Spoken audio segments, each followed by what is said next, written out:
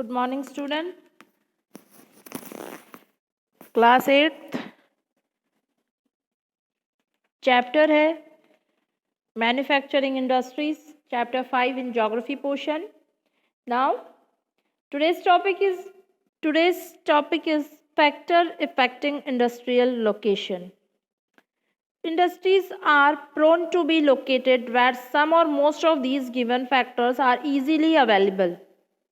Of late, government are encouraging industries to be set up in the backward region because industrialization is following are the factor affecting the industries. देखो industries कहाँ पर prone to be located, यानी industries कहाँ दिखाई देती है? Industries वहाँ दिखाई देती है जहाँ पर उसके फैक्टर्स उसे इफेक्ट करते हों। इफेक्ट करने का मतलब ये नहीं डिसएडवांटेज सिस्टम।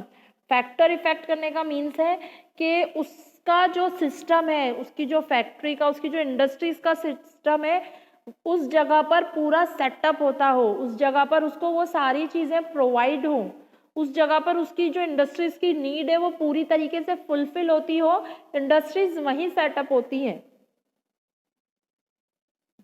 गवर्नमेंट की बात करें तो गवर्नमेंट कहती है कि बैकवर्ड रीजन में इंडस्ट्रीज एस्टैब्लिश की जाए। बैकवर्ड रीजन मतलब वो रीजन जहाँ पॉपुलेशन नहीं है, वो रीजन यानी सिटीज के आउटस्कर्ट पे यानी बाहर की तरफ, ताकि पॉपुलेशंस को कोई प्रॉब्लम ना।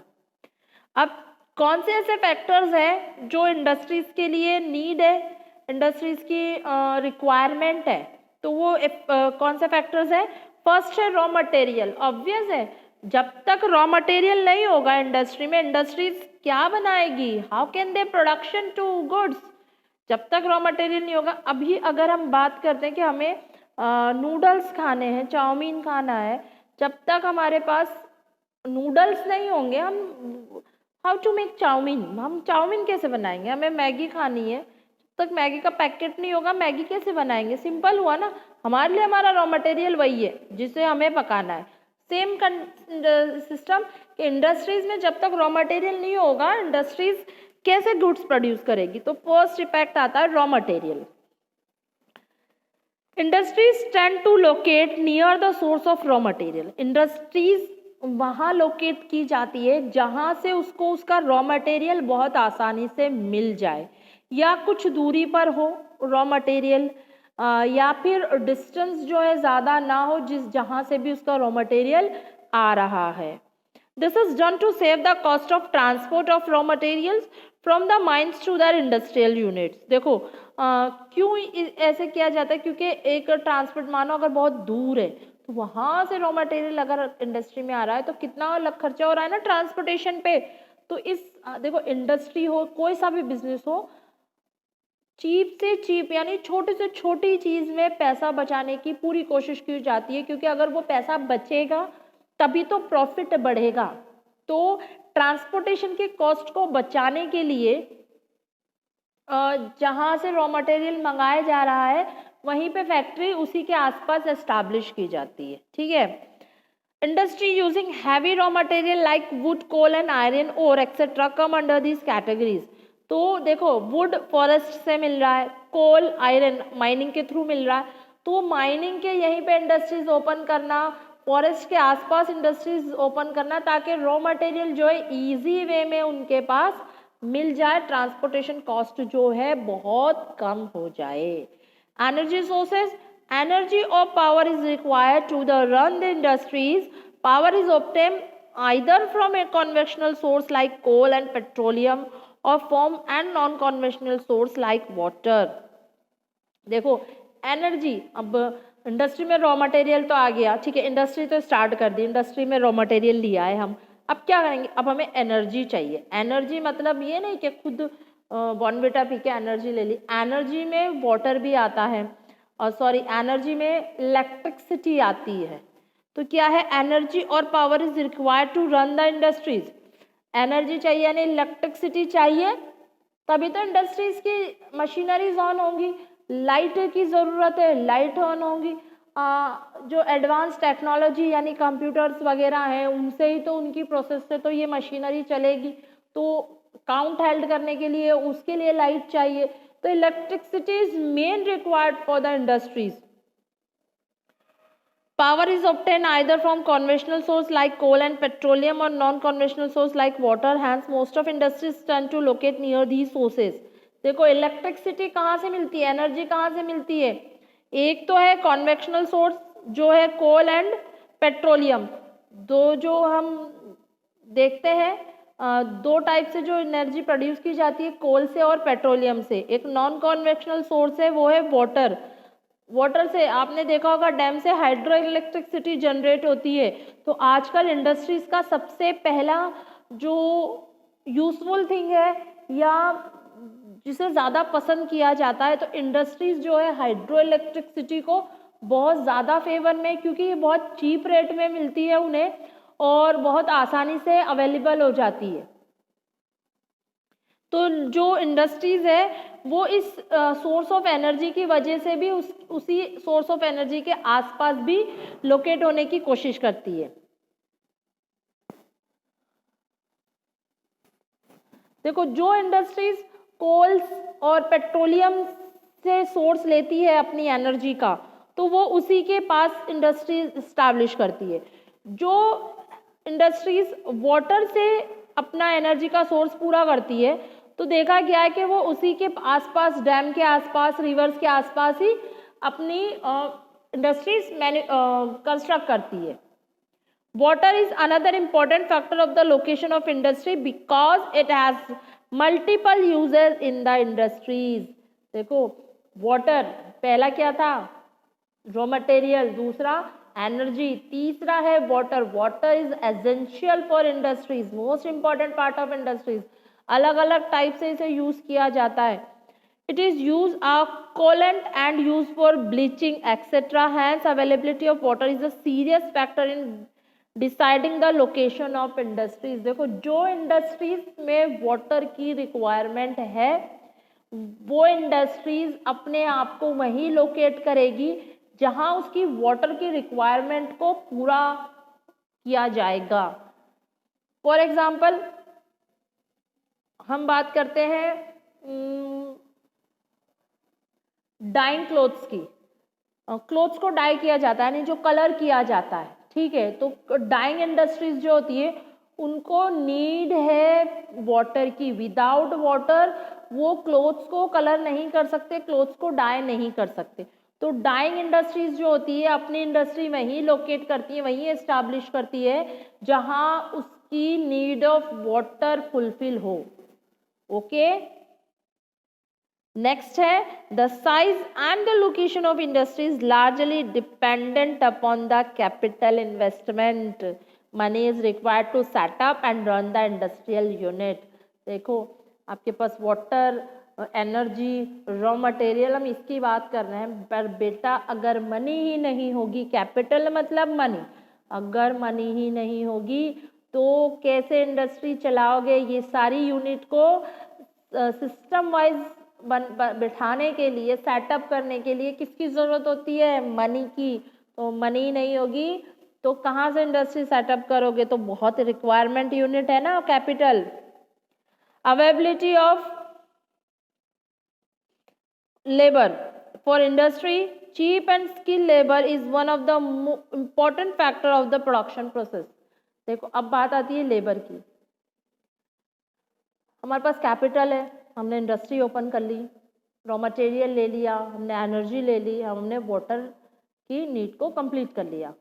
अब हम प्रोडक्शन करने के लिए हमें हेल्पिंग चाहिए. हेल्प कौन करेगा? फ्री में कोई हेल्प नहीं करता. हेल्प के लिए कोई आस पड़ोस वाले नहीं आएंगे, तो क्या करेंगे? हम लेबर लेकर आएंगे.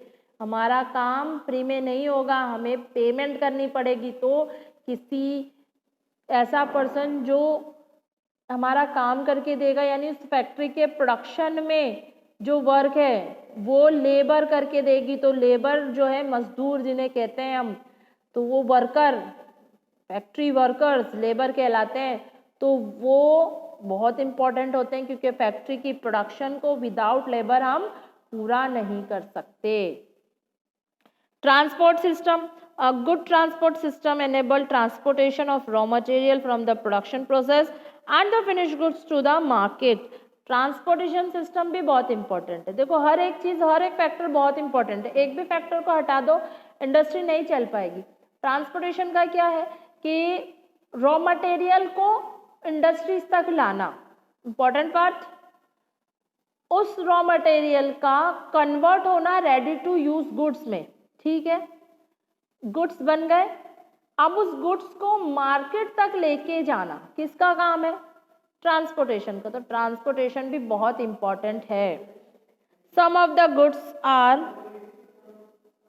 Perishable in nature like milk, sugar cane, etc. Before they perish, they have to be transported. Hence, a good transport network is integral to the location of any industries.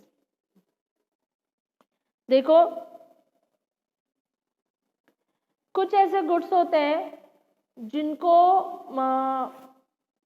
जो बहुत जल्दी खराब हो सकते हैं, तो जैसे मिल्क हुआ, मिल्क की एक सिस्टम होता है कि ये इतने दिनों तक ही रह सकता है, उसके बाद वो खराब हो जाता है।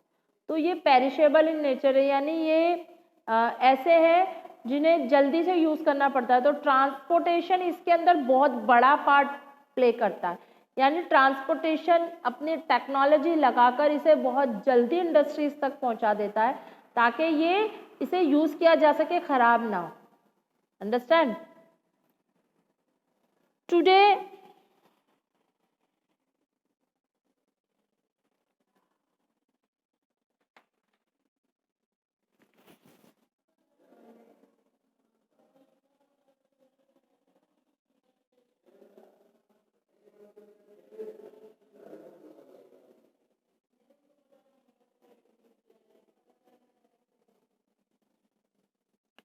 टू पॉइंट्स बेटा 199 पे एक पॉइंट रह गया है हमारा ऊपर का 7 अदर इम्पॉर्टेंट फैक्टर्स।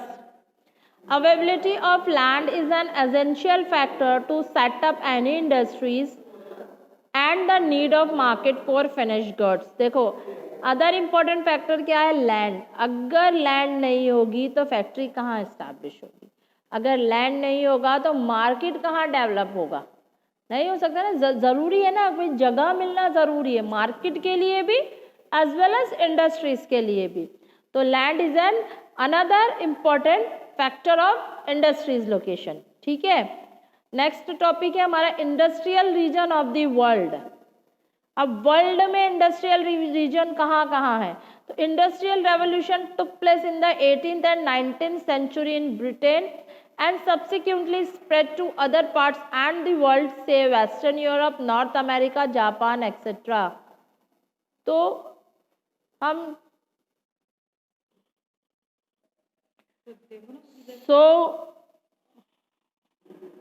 अगर बात करते हैं हम इंडस्ट्रियल रीजन की, तो वर्ल्ड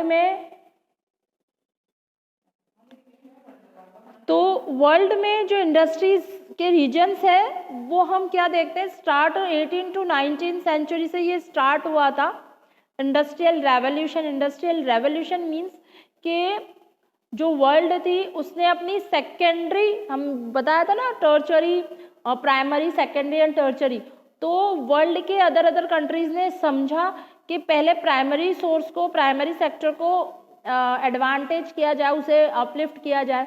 फिर उसके बाद जैसे प्राइमरी सेक्टर को ऊपर उठाया गया, उसके बाद सबने फोकस किया 18 to 19 सेंचुरी में, भाई इंडस्ट्रीज जैसे जैसे बढ़ेंगी एम्प्लॉयमेंट भी मिलेगा, इकोनॉमिक भी बढ़ेगी, जो हम डेवलप्ड भी हो जाएंगे, टेक्नोलॉजी भी एस्टैब्लिश होगी।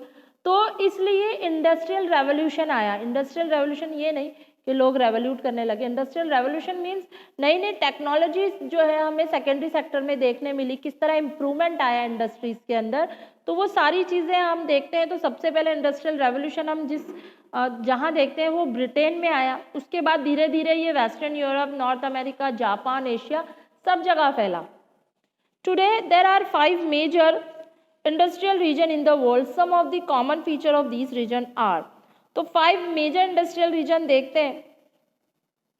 The number of industries is located close to each other.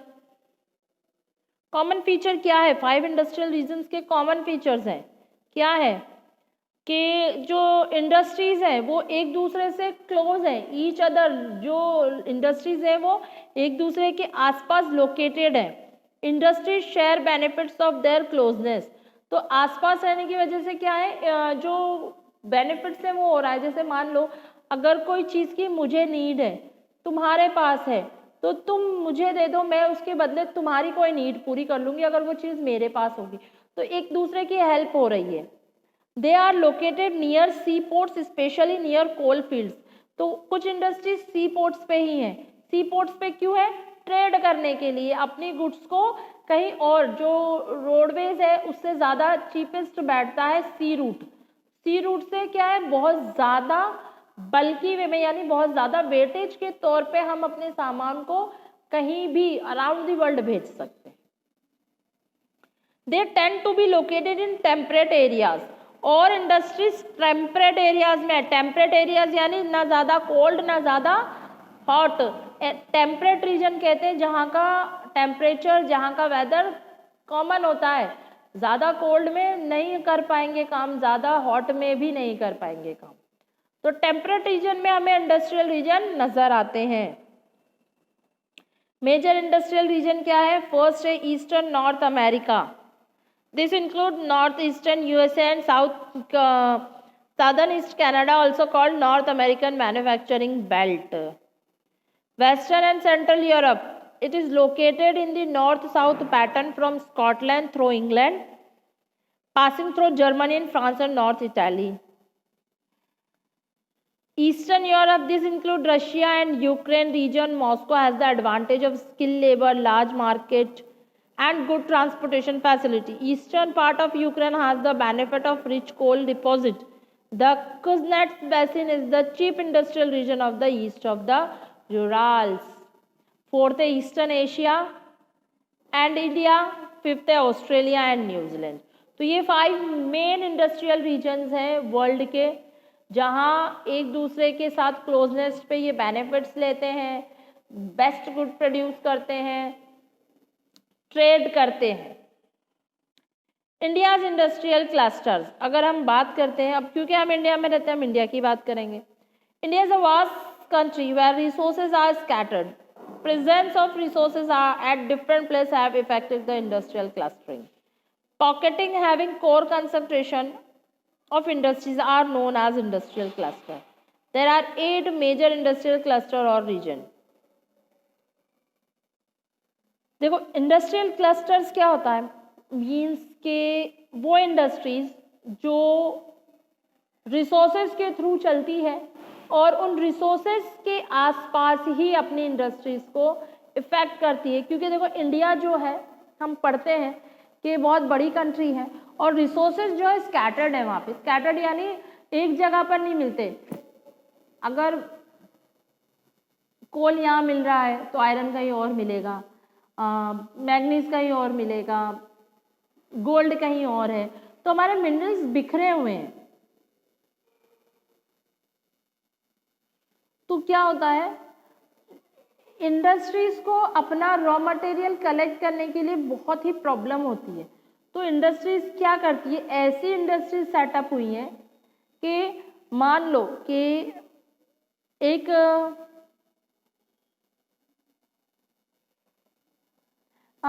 Industry है जो माइनिंग के थ्रू आयरन ओर निकालती है। आयरन ओर के साथ मैग्नीज भी आता है, ठीक है। तो एक इंडस्ट्री ने क्या किया, आयरन ओर को, एक इंडस्ट्री ऐसे स्टार्ट हुई जिससे रॉ मटेरियल लिया उसने, आयरन और मैग्नीज को अलग किया, आयरन और उस इंडस्ट्री में भेज दिया जो इंडस्ट्रीज आयरन और की थी, मैग्नीज उस इंडस्ट्री में भेज दिया गया जो मैग्नीज को यूज़ करती है, ठीक है। यहाँ ये इंडस्ट्रीज ने ये काम करके उन इंडस्ट्रीज को उसका रॉ मटेरियल दे दिया। फिर वो इंडस्ट्रीज क्या करेगी, उस मैग्नीज को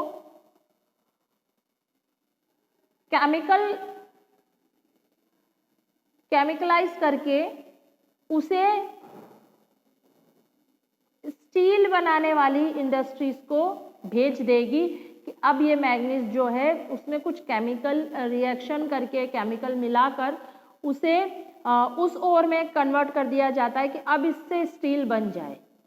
तो वो और जो है अब उस स्टील इंडस्ट्री में जाएगा जहाँ पर वो स्टील प्रिपेयर होगा। तो अब वो जो है उसे स्टील बनाएंगे और उससे जब वो पूरी तरह से उसे स्टील में कन्वर्ट कर चुके होंगे, अब वो यूज़ करने के लायक कहाँ जाएगा, अब उस इंडस्ट्री में जाएगा जो इंडस्ट्री कुछ स्टील की गुड्स बनाती हो, जैसे मान लो यूटेंसिल बनाती हैं, मान लीजिए रेलिंग्स वगैरह बनाती हैं, स्टील के बहुत सारे पाइप्स बनते हैं, पाइप्स बनाती हैं। तो अलग अलग इंडस्ट्रीज अलग अलग तौर पे जिसको रॉ मटेरियल चाहिए उसके अकॉर्डिंग वो उस स्टील को वो परचेज करेगी। अब अलग अलग इंडस्ट्रीज अलग अलग टाइप से अपने गुड्स को मैन्युफैक्चर करेगी। तो क्या देखा आपने, क्लस्टर हुआ, यानी डायरेक्टली कोई रॉ मटेरियल इंडस्ट्री में ना जाते हुए सेपरेशन बेस पे हर इंडस्ट्रीज के पास पहुंचा जहां जिसकी नीड थी। तो इसको कहते हैं हम क्लस्टर, इंडस्ट्रियल क्लस्टर, यानी हर एक इंडस्ट्री एक दूसरे की हेल्प कर रही है। देखो सब प्रॉफिट कमाते हैं, ऐसे कोई सोशल वर्क नहीं करता, बट इसे कहते हैं कि एक helping process of clusters. Cluster बन रहा है यानी डिवाइडेशन हो रहा है सिस्टम में। तो इसी तरह हम क्या देखते हैं, तो 8 मेजर इंडस्ट्रियल क्लस्टर और रीजन, ऐसे 8 इंडस्ट्रियल रीजन है जो इस जो इन ओर को या इन रॉ मटेरियल्स को इंडस्ट्री में यूज करने लायक बनाते हैं। Mumbai Pune industrial region, the region extend from Thane to Pune, include district of Nashik, Sholapur, Kolaba, Ahmednagar, Satara, Jalgaon. तो ये जितने भी इंडस्ट्रियल रीजन है ये आप लोग पढ़ लीजिएगा, क्योंकि ये सिर्फ यही बताया गया इस इंडस्ट्रीज में कि इंडस्ट्रियल रीजन कहाँ से कहाँ तक है। एक है मुंबई पुणे इंडस्ट्रियल रीजन, दूसरा है हुगली इंडस्ट्रियल रीजन, तीसरा है Bangalore Tamil Nadu industrial region, fourth है गुजरात इंडस्ट्रियल रीजन, फिफ्थ है छोटा Nagpur industrial region, sixth is Visakhapatnam Guntur industrial region, seventh है कोलम त्रिवेंतपुरम इंडस्ट्रियल रीजन, एट्थ है गुड़गांव दिल्ली मीरठ इंडस्ट्रियल रीजन।